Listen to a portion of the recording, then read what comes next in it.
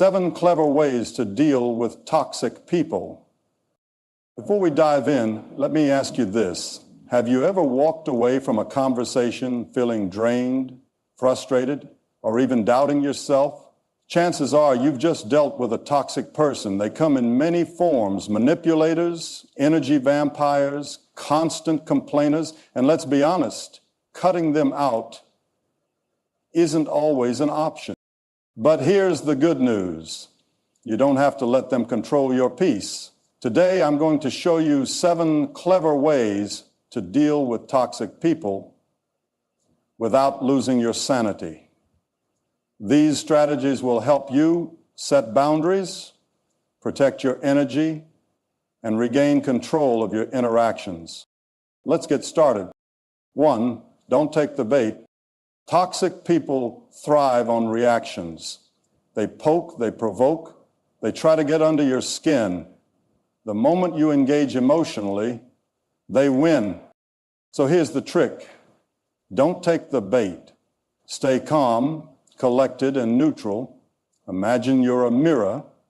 When they lash out, reflect nothing back. If they insult you, respond with a simple okay.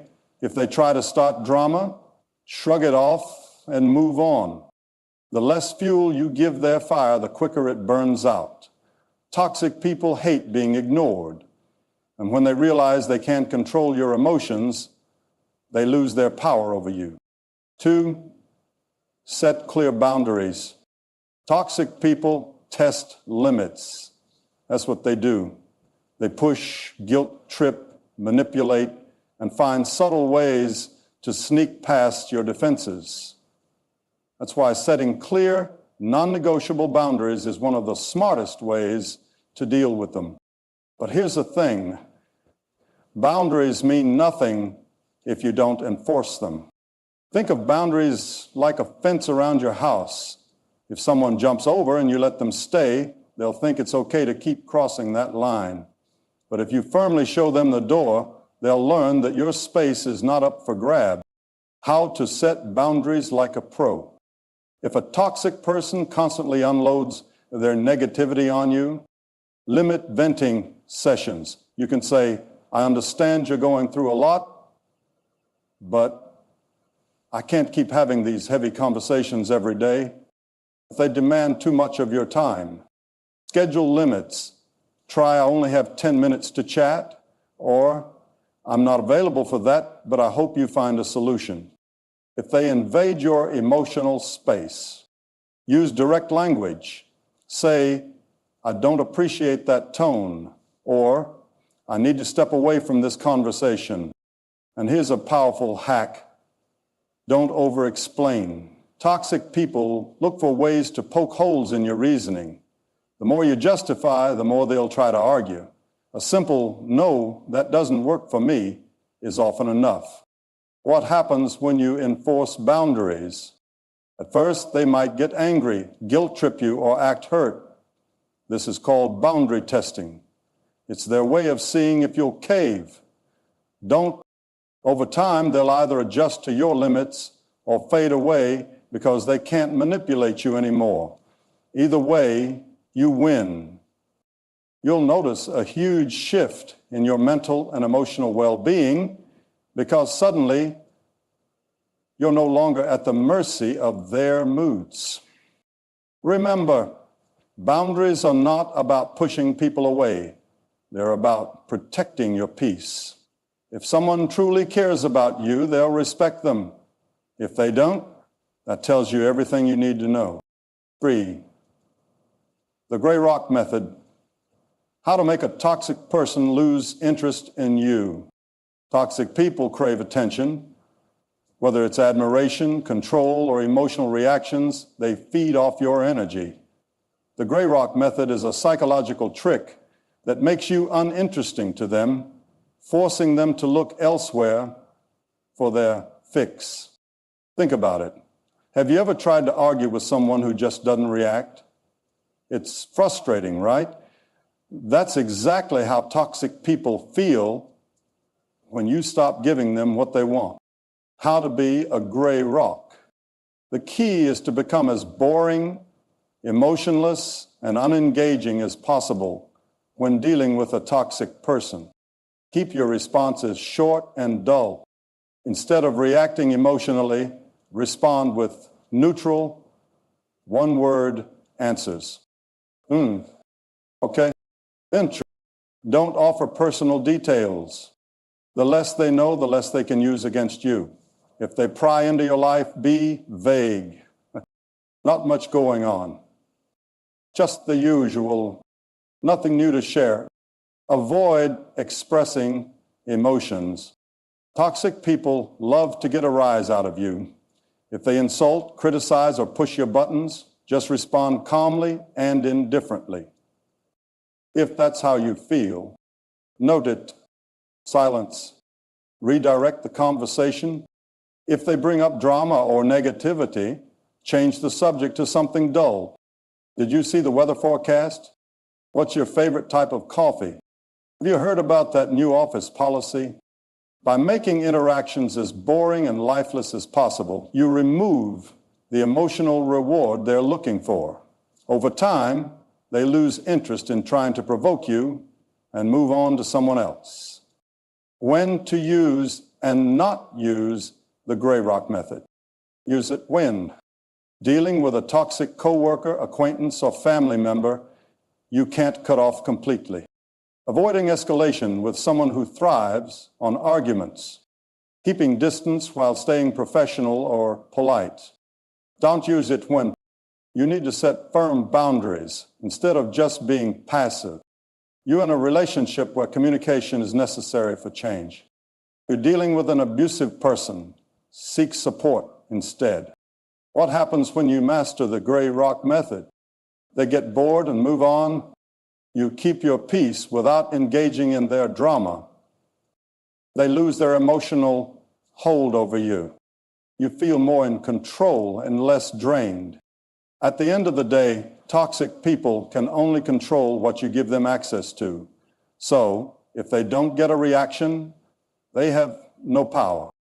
4, limit your exposure. The art of distancing yourself from toxic people.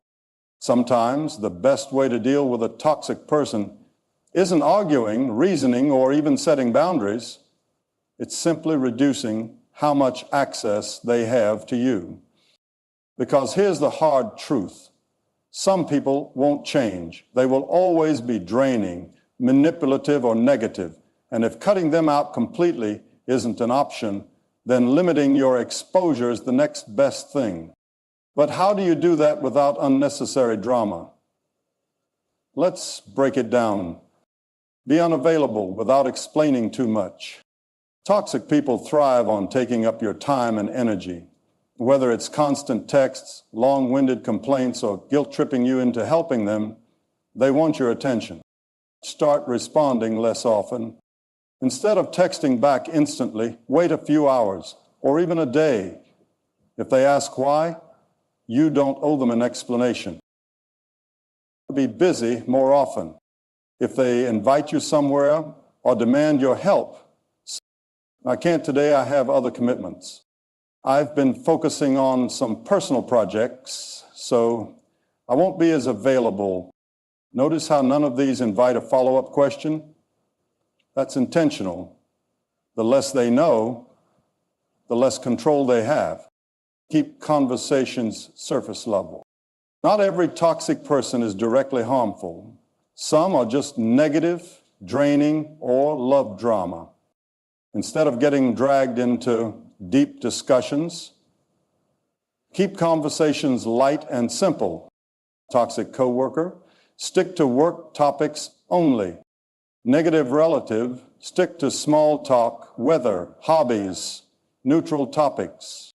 Drama-loving friend, redirect the conversation to something positive every time.